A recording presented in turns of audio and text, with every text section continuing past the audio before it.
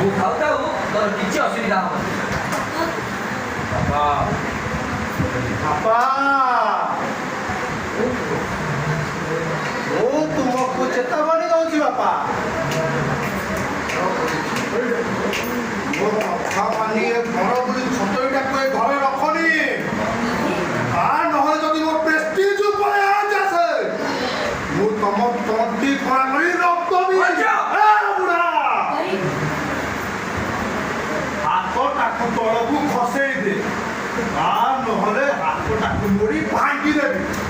ଆଉ ତୁ ବି ଶୁଣିଲ ମୌସୁମୀ, ଭଲରେ ଭଲରେ ମୋ କଥା ମାନି ତୁ ହୋଟେଲରେ ନାଚିବୁ।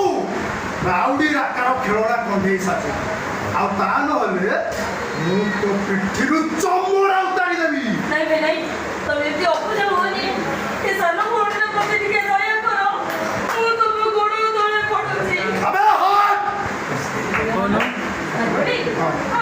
ଆବେ ହଟ୍! ଠିକ ଅଛି। ଏପଟୁ ଆବେ ହଟ୍!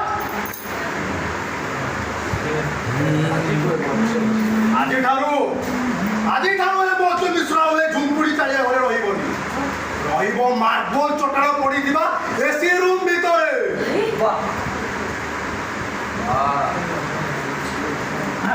କଟିଗଲା ଭାଇ ହୋଇ ଭଉଣୀର ରାକ୍ଷୀ ସୂତାର ମୂଲ୍ୟ ବୁଝିପାରୁ।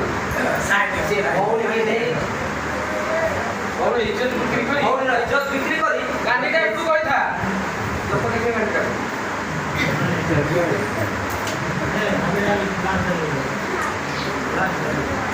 ଆଜିଠାରୁ ଏ ମୌସୁମୀ ମିଶ୍ର ହେଲେ ଝୁମ୍ପୁଡ଼ି ଚାଳିଆ ଘରେ ରହିବନି। ରହିବ ମାର୍ବଲ ଚଟାଣ ପଡ଼ିଥିବା ଏସି ରୁମ୍ ଭିତରେ। ଆଜି ସବୁ ଏ ମୌର୍ଯ୍ୟ ମିଶ୍ର ପୁଣି ଚାଲିଆ ଘରେ ରହିବ। କାହିଁ ତମେ ଡାଇଲଗ ସବୁ କରୁଥିଲୁ ନା କରିବୁ ସତ ଏବେ କରିଥିଲା ସାର୍ ଯେ ଏବେ ଏଇଠି ଶୁଣ ଏଇଠାରୁ ଆଉ କାମ ପରିଶ୍ରମ କର। ଆଜିଠାରୁ ଏ ମୌର୍ଯ୍ୟ ମିଶ୍ର ଏ ଝୁମ୍ପୁଡ଼ି ଚାଳିଆ ଘରେ ରହିବ। ଆଜିଠୁ ରହିବ ଆଜିଠୁ ରହିବ ଏ ମାର୍ବଲ ଚଟାଣ ପଡ଼ିଥିବା ଏସି ରୁମ୍ ଭିତରେ। ଯେ ଭାଇ ହୋଇ ଭଉଣୀର ରାକ୍ଷୀ ସୂତାର ମୂଲ୍ୟ ରାମାୟଣ କରିବା। ଆରେ ଯେ ଭାଇ ହେଇ ଭଉଣୀର ରାକ୍ଷୀ ସୂତାର ମୂଲ୍ୟ ଦେଇପାରୁ। ଯେ ଭଉଣୀକି ବିକ୍ରି କରି ଏସି ରୁମ୍ ଭିତରେ ରହିବ। ଛି ଛି ଛି ଏମିତି କୁଳା ଅଙ୍ଗାର ଜାଣିଥିଲେ ରାକ୍ଷୀ ତୁ ଏମିତି କୁଳା ଅଙ୍ଗାରଟିଏ ହବୁ ବୋଲି ଜାଣିଥିଲେ ସେଦିନ ମୁଁ ତ ତଣ୍ଟି ଚିପି ମାରି ଦେଇଥାନ୍ତି। एंगल हाँ ये भूल एंगल और नहीं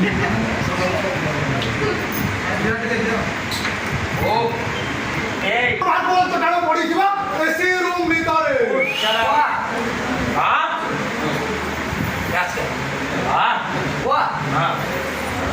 ଯେ ଭାଇ ହୋଇ ଭଉଣୀର ରାକ୍ଷୀ ସୂତାର ମୂଲ୍ୟ ଉଠି।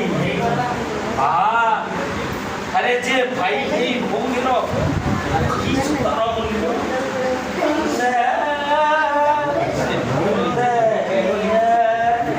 से भूमि देशा को सिपाड़ी जीवने टंग टंग वाह वाह ଭାଇ ହୋଇ ଭଉଣୀର ରାକ୍ଷୀ ସୂତାର ମୂଲ୍ୟ ବୁଝିପାରୁ। ସେ ଭଉଣୀର ଇଜ୍ଜତ ବିକ୍ରି କରି ରହିବ ଏସି ରୁମ୍ ଭିତରେ। ଏସି अरे ଆରେ हाँ ତୁ ଏମିତି କୁଳା ଜାଣିଥିଲେ ଏମିତି କଳା ବୋଲି ଜାଣିଥିଲେ ସେଦିନ ଏନ୍ତୁଳି ଛାଡ଼ି ତ ତଣ୍ଟି ଚିପି ମାରି ଦେଇଥାନ୍ତି। ଗୋଟାକୁ ପଚିଛି ମାତ୍ରା କେତେ ଦୁଃଖ ଲାଗିବ। କର ବଢ଼ିଆ କର। ଆରେ ସେଦିନ ତୁ ଏମିତି କୁଳାକାରଟେ ହବୁ ବୋଲି ଜାଣିଥିଲେ ସେଦିନ ଏନ୍ତୁଳି ଛାଡ଼ି ତ ତଣ୍ଟି ଚିପି ମାରି ଦେଇଥାନ୍ତି।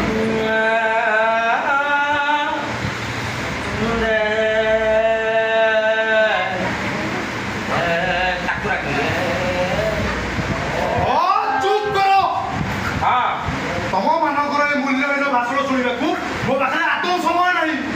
ବୁଝିଲୁ ଯା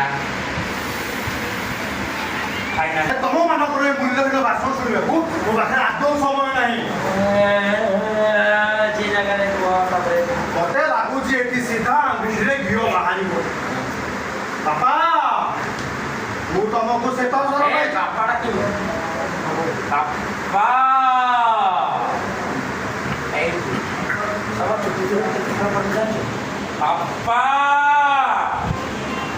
বাপা